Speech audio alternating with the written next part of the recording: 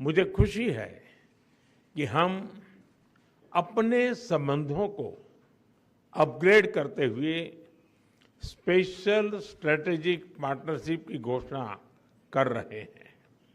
Friends, आज की बैठक में हमने हमारी भावी साझेदारी को और सशक्त बनाने के लिए विस्तृत रूप से चर्चा की। Bharat Italy joint strategic action plan 2025 to 2029 हमारी साझेदारी को एक प्रैक्टिकल और फ्यूचरिस्टिक ढांचा प्रदान करता है। हम इस पर समयबद्ध तरीके से आगे बढ़ रहे हैं।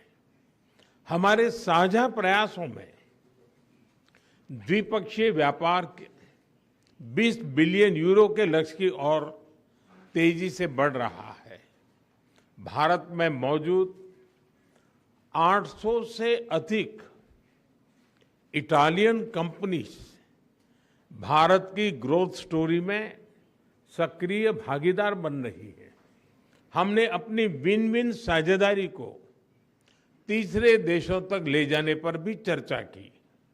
इस दिशा में आगे बढ़ते हुए हम अफ्रीका में ठोस प्रोजेक्ट्स पर काम करने के लिए सहमत हुए।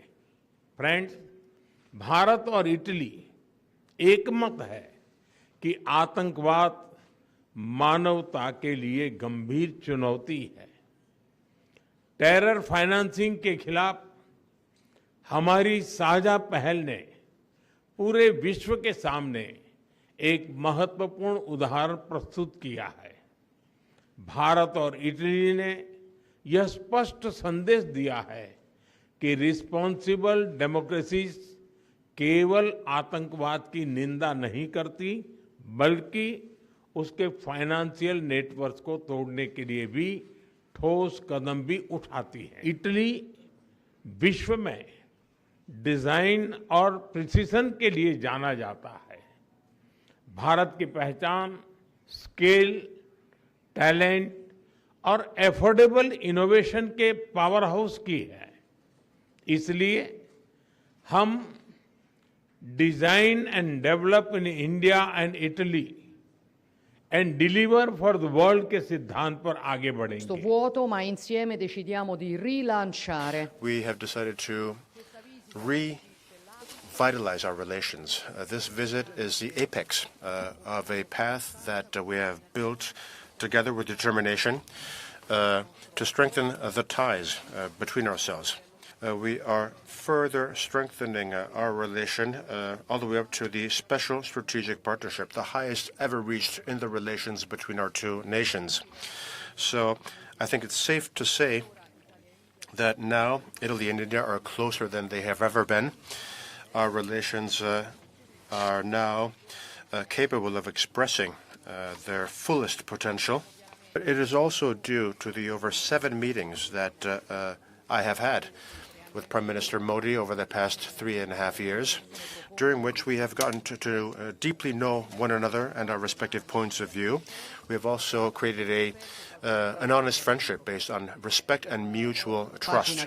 This visit of yours is an honor for us and opens a new page in the relations with our countries. It's not going to be the last one in this long book that you are writing together, with resolution, doing our work in the best possible way. There is an Indian word which states that very well, which is parishram.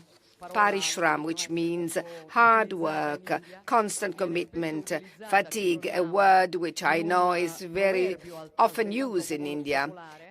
Che parishram hi safalta ki kunjie.